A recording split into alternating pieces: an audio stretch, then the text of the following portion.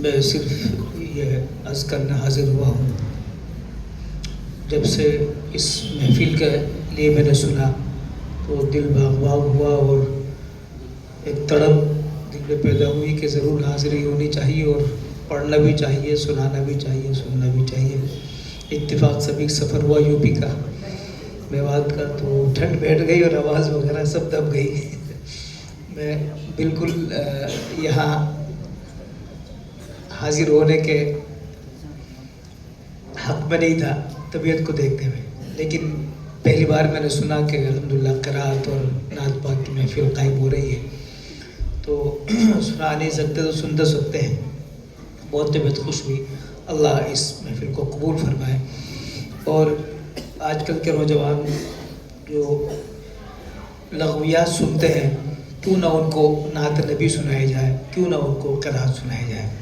میں شاباشی دیتا ہوں تمام منتظمین کو جنہوں نے یہ مجلس سجائی، اور ان طلباء کو جنہوں نے اپنے پروگرام پیش کیے، اور ہمارے وہ مہمانان اور اساتذہ جنہوں نے اپنے پروگرام پیش کیے۔ بہت اچھی بات ہے، اس سے حوصلہ بڑھتا ہے۔ ہر طالب علم کو چاہیے کہ وہ اپنے دو پر مشق کرا کرے۔ اب اس نسل کے اندر بہت آسان ہے، پہلے مشق کرائی جاتی تھی، اب تو طلباء اخذ کر لیتے ہیں۔ کتنے قاریوں کی آواز میں پڑھنا بچے سیکھ لیتے ہیں، اور اس سے سب سے بڑا فائدہ کیا ہوگا؟ دیکھیے، جو چیز ہم کسی کو سنائیں گے ان کا ویسا مزاج بنے گا۔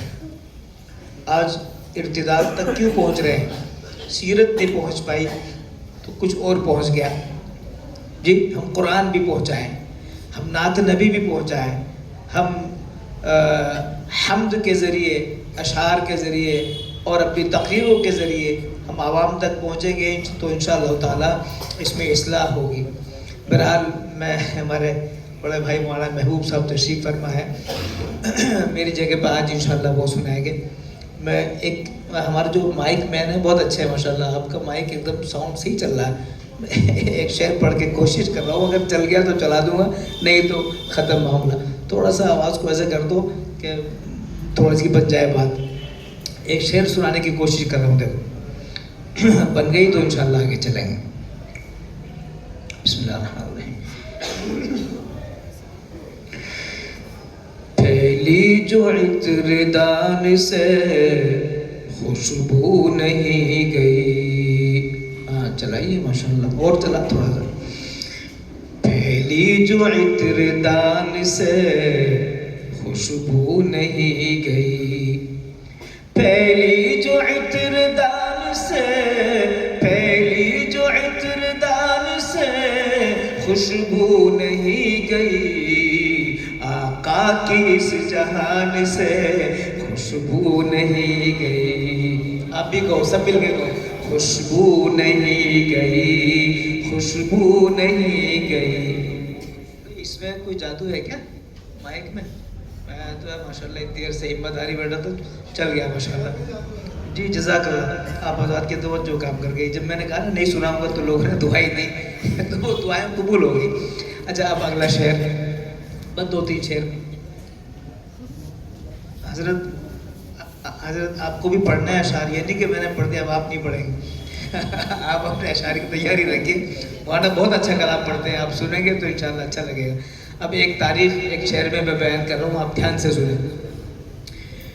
پھیلی جو عطر دان سے خوشبو نہیں گئی، معراج کے سفر کو زمانے گزر گئے، زمانے گزر گئے۔